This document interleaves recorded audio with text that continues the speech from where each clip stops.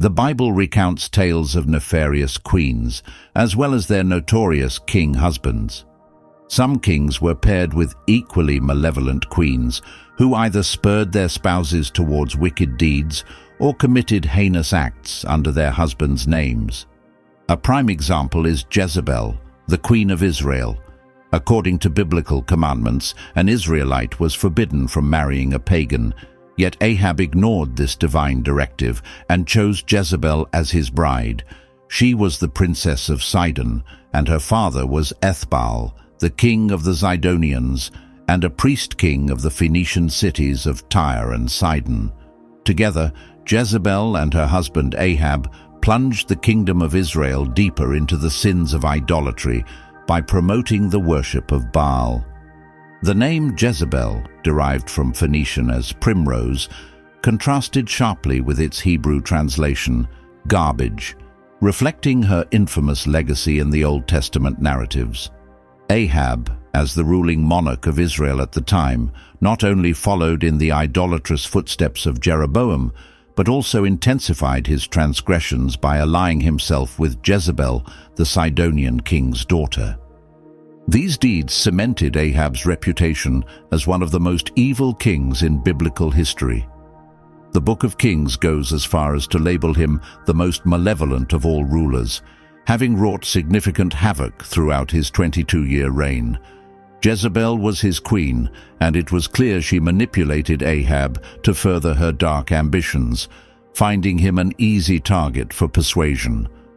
Their union marked the first time an Israeli king had married a pagan princess. Jezebel was a devout follower of Baal and resolved to replace the worship of the Lord God with that of this demonic deity, as documented in 1 Kings 18:19, where she declares, "Now therefore summon all Israel to me at Mount Carmel, along with 450 prophets of Baal and 400 prophets of the groves who dine at my table." Under Ahab's rule, the worship of Baal not only flourished in Israel, but also seeped into Judah. Various communities adopted Baal worship, each emphasizing different aspects of the god and creating distinct factions within Baalism, making it a remarkably adaptable deity across different regions. In depictions, Baal is often shown wearing a helmet with bull's horns, symbolizing strength and fertility. He typically carries a club or mace, possibly symbolizing thunder, and a leaf-adorned spear, representing lightning and vegetation. After her marriage to Ahab, Jezebel successfully persuaded him to adopt the worship of Baal. Driven by a thirst for power, Jezebel ruthlessly eliminated anyone who opposed her authority. Guided by no moral compass and unrestrained by any fear of God or humanity, she was fervently devoted to her pagan beliefs. Jezebel went to great lengths to maintain and glorify idolatry throughout her surroundings. Her actions proved profoundly harmful to the realms of both Israel and Judah. Chapter 21 of Kings recounts the downfall leading to the deaths of Jezebel and Ahab. Among the biblical narratives, few couples are as notoriously despised as King Ahab and Queen Jezebel. The end of 1 Kings reveals their final, repugnant misdeed. Lacking any form of charismatic leadership, they resorted to deception, selfishness, and cunning to fulfill their ambitions. The setting was Jezreel, where Ahab and Jezebel owned a palace adjacent to a vineyard belonging to Naboth the Jezreelite. Ahab coveted this vineyard, wishing to transform it into a vegetable garden. However, Naboth declined to sell or trade his land, adhering to the Israeli law that mandated family properties remain within the family lineage, Numbers 36:7, Amplified Bible. Thus, no inheritance of the Israelites shall pass from one tribe to another, for each of the Israelites shall keep the inheritance of the tribe of his ancestors. Jezebel noticed her husband's frustration and sullen mood over being unable to purchase the vineyard and promised Ahab that he would soon own it. 1 Kings 21:8-16. She then crafted letters in Ahab's name, using his royal seal, and dispatched them to the leaders and nobles of Naboth's city. Her letters instructed them to declare a fast, position Naboth prominently among the people, and have 2 deceitful men accuse him of blaspheming God and the king. The prescribed punishment was stoning to death. The city's elders and nobles complied with Jezebel's orders exactly as she had written, fulfilling her manipulative scheme. A public fast was proclaimed, and Naboth was placed prominently before the assembly. 2 deceitful men then entered, positioned themselves opposite him, and publicly accused Naboth of cursing and renouncing both God and the king. Following their accusations, Naboth was taken outside the city and stoned to death. Once the deed was done, the conspirators informed Jezebel that Naboth was dead. Upon receiving confirmation of Naboth's death, Jezebel wasted no time. She turned to Ahab and urged him, "Arise, take possession of the vineyard of Naboth the Jezreelite, which he refused to sell to you, for Naboth is not alive, but dead." Hearing this, Ahab immediately went down to claim the vineyard as his own. Jezebel's machinations were cunning and cruel. She orchestrated the events to make it seem as though Naboth was executed for blaspheming the law of Jehovah, thus removing any legal obstacles to claiming his land. Moreover, Jezebel ensured that Naboth's sons were also killed, understanding that the inheritance would otherwise pass to them after their father's death. Her actions demonstrated a chilling and methodical approach to achieving her ruthless ends. As Ahab was on his way to take possession of Naboth's vineyard, he encountered the prophet Elijah, who delivered a stern judgment against him for his acts of murder and theft. Elijah prophesied that Ahab would meet a violent end. Jezebel would be devoured by dogs in Jezreel, and Ahab's descendants would be denied a proper burial. The severity of this punishment reflected the extreme depths of idolatry and wickedness that Ahab had reached. The Bible notes that Ahab had given himself over to evil like no other before him. Upon hearing of his predicted demise, Ahab humbled himself and repented before the Lord. Moved by Ahab's penitence, the Lord then decreed that the severe judgments destined for his wife and children would be postponed until after Ahab's death. Jezebel's own ruthless actions included the massacre of the Lord's prophets, as highlighted in 1 Kings 18:4. During this grim time, Obadiah, a devout follower of God, managed to save 100 of these prophets. He secretly hid them in 2 groups of 50 in a cave, ensuring they remained fed and hydrated. Jezebel's campaign of terror also extended to Elijah himself, as she relentlessly sought to kill him, underscoring her vehement opposition to the Lord's prophets and her commitment to eradicating their presence, as detailed in 1 Kings 19:1-4. Ahab informed Jezebel of Elijah's actions and how he had slain all the prophets of Baal. In response, Jezebel sent a threatening message to Elijah, vowing, "May the gods deal with me, be it ever so severely, if by this time tomorrow I have not made your life like that of one of them." Alarmed by this threat, Elijah fled for his life. He traveled to Beersheba in Judah, leaving his servant behind, and ventured alone into the wilderness. Exhausted and despairing, he settled beneath a juniper tree and prayed to God, wishing for death. "It is enough now, O Lord, take my life, for I am no better than my fathers." Continuing his flight from Jezebel's wrath, Elijah eventually reached Horeb. Despite the immediate threats, Jezebel's demise unfolded as prophesied. A few years later, Ahab was killed in battle against the Syrians.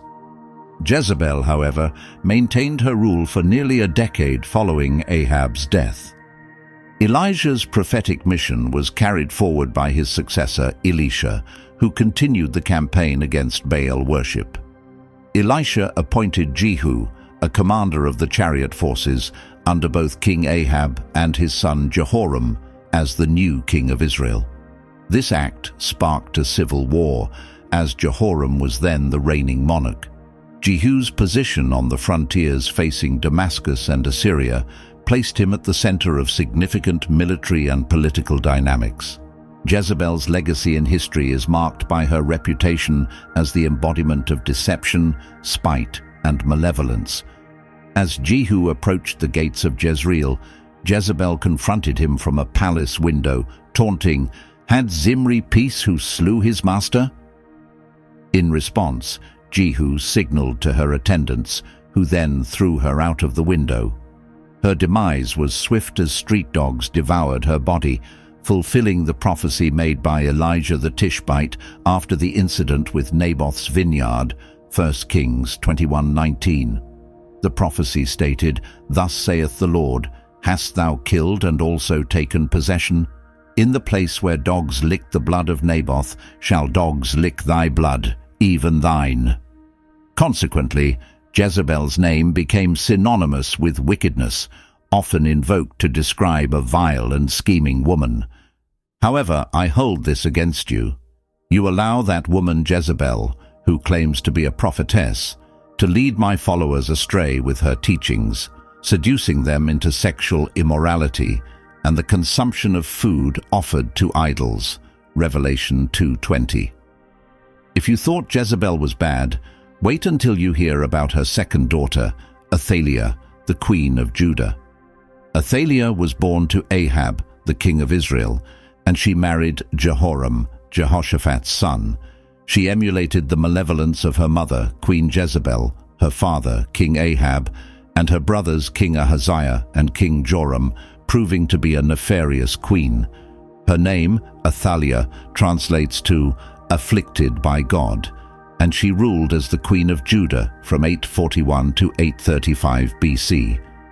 She occupied King David's throne during a period flanked by centuries in which Judah and Israel were dominated by malevolent rulers.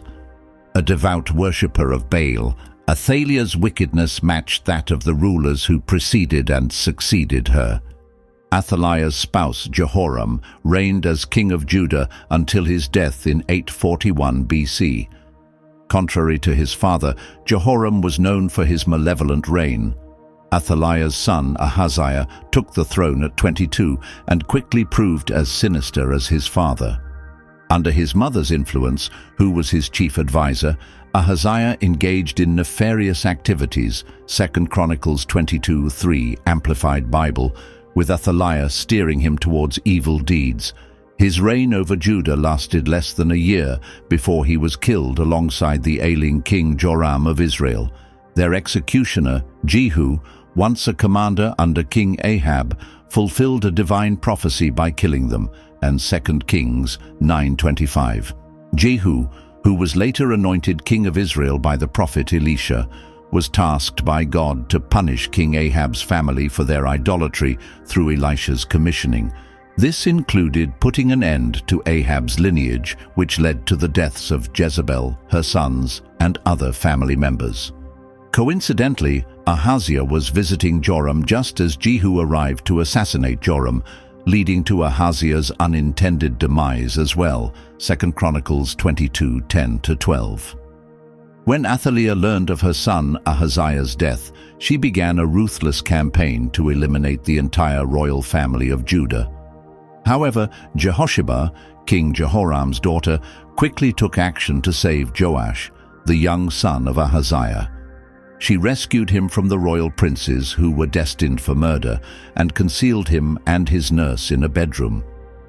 As the daughter of King Jehoram and the wife of priest Jehoiada, and also Ahaziah's sister, Jehosheba was uniquely positioned to protect Joash from Athaliah's murderous intent. Joash was safely hidden in the temple of God for 6 years under their guardianship, while Athaliah usurped the throne. In the wake of losing both her husband and son, Athaliah claimed the throne and instigated a brutal massacre of her own grandchildren, driven by demonic influences that aimed to sever the messianic lineage, a scheme Satan had employed previously and would continue to pursue. Inspired by the divine promise of Genesis 3:15, which assured the preservation of the lineage from which Lord Jesus would emerge, Jehovah compelled Jehosheba to safeguard her nephew Joash. During the 6 years Joash remained hidden in the temple, he was under the diligent care of Jehoiada the priest. 2 Kings 11:2. Jehosheba, the daughter of King Joram of Judah and half-sister to Ahaziah, rescued Joash, Ahaziah's son, from the impending slaughter of the royal heirs. She secreted him and his nurse in a bedroom, effectively hiding him from Athaliah, ensuring he was spared from death. 2 Chronicles 24:7. During this turbulent period, Athaliah's sons had desecrated the temple by plundering its sacred items for the worship of Baal. Unbeknownst to Athaliah, one grandchild, Joash, survived her brutal purge. Athaliah, like her predecessors Ahab and Jezebel, was a devout follower of Baal, a deity revered throughout Canaan and Phoenicia since ancient times. Baal worship had infiltrated Jewish religious practices during the era of the Judges. In response to the widespread idolatry under Ahab and Jezebel's rule, God demonstrated his power over nature against Baal by orchestrating a drought that lasted 3.5 years, reaffirming his sovereignty over the rain. After Athaliah's 6-year reign of terror, Jehoiada the high priest took decisive action. He positioned guards around the temple and orchestrated a public coronation for the young Joash. As Joash was officially crowned, the people rejoiced, applauding and proclaiming, "Long live the king." 2 Kings 11:12. Jehoiada then presented the young king, placed the crown upon his head, handed him the testimony, the Mosaic law, and they anointed him as king. Amidst the celebrations, the crowd's enthusiastic cheers of "Long live the king" echoed throughout. 2 Chronicles 23:12-13. When Athaliah heard the sound of the crowd running and celebrating the new king, she approached them at the temple of the Lord. She saw the young king, Joash, standing by his column at the entrance, surrounded by officers and trumpeters. The people of the land were jubilantly blowing trumpets, and musicians were leading in praise. In a moment of shock and fury, Athaliah tore her robes and cried out, "Treason! Treason!" She had come to the temple drawn by the noise of cheer and applause, only to discover the young rival she believed was long dead, now adorned with a royal crown. The realization that the people overwhelmingly supported him further intensified her alarm. Her accusations of treason fell on deaf ears. It was clear to all that she was the true usurper, not Joash. Jehoiada then gave the command for her execution, ensuring it would not occur within the sacred confines of the temple. Instead, she was led to the horse gate, where she was executed for her numerous crimes against Judah. Some individuals ascend to leadership due to their dedication to a cause and sense of responsibility. Others pursue positions of power merely to dominate others and savor the superiority that leadership can bring. Typically, it doesn't take long to discern the type of leader in charge. The case of Athaliah was immediately clear. Upon hearing that Jehu had killed her son, King Ahaziah, she quickly eliminated all the royal descendants of the house of Judah, which included her own grandchildren. However, she missed one, Joash. He survived because a devout young woman named Jehosheba hid him in the temple of God for 6 years, shielding him from Athaliah's deadly spree, an act that preserved God's promise that the Messiah would descend from the royal line of David. Athaliah's indifference to this lineage illustrates her ruthless pursuit of power, to the extent of killing her own family to maintain her usurped position. Athaliah ruled Judah for 7 years until she was forcefully deposed by the people. Queen Athaliah stands as a stark example of a leader driven not by altruism, but by a relentless desire for power, prestige, and authority. The distinction is typically clear and quick to recognize. Number 3. Herodias, Queen of Galilee. Herodias is remembered as a notorious figure, chiefly for her role in the execution of John the Baptist, a deed that cemented her infamous legacy. In the scriptures, she is mentioned as the wife of Philip, who was also the brother of Herod the Tetrarch, also known as Herod Antipas. Despite this familial tie, Herod Antipas married her, blatantly disregarding the law while Philip was still alive. John the Baptist boldly condemned this act of adultery, which incited Herodias' fury to the point where she sought his death. Her influence led Herod Antipas to imprison John, a decision driven by her insistence. Although Herodias pushed for John's execution, Herod Antipas was reluctant to follow through, fearing public backlash and recognizing John as a righteous man. During a birthday celebration, Herod hosted a lavish banquet, and amidst the festivities, Herodias' daughter performed a dance that captivated both Herod and his guests. Overwhelmed by her performance, Herod impulsively vowed with an oath to fulfill any wish she expressed. Mark 6:17-28, Amplified Bible. Previously, Herod had ordered John the Baptist imprisoned due to his marriage to Herodias, his half-brother Philip's wife, which John openly criticized as unlawful according to Mosaic law. Herodias harbored deep resentment towards John, desiring his death, yet her plans were thwarted by Herod's respect for John as a righteous and holy figure, leading Herod to protect him. Although John's words often left Herod bewildered, he found himself drawn to listen. However, Herodias saw her chance when Herod threw a grand feast for his high-ranking officials and influential leaders on his birthday. It was then that Salome, Herodias' daughter, danced before the gathering, charming both Herod and his guests. Caught up in the moment, Herod promised Salome anything she desired, even up to half of his kingdom. After consulting with her mother, Salome returned with a chilling request. She wanted John the Baptist's head. She hurried back to Herod, boldly demanding, "I want the head of John the Baptist on a platter right now." This request deeply saddened the king, yet due to his public vows and the presence of his guests, who might view him as feeble if he faltered, he felt compelled to comply. Without delay, Herod dispatched an executioner with orders to return with John's head. The executioner carried out the deed in the prison, returned with John's head on a platter, and presented it to Salome. Salome then handed it to her mother, fulfilling her grim request.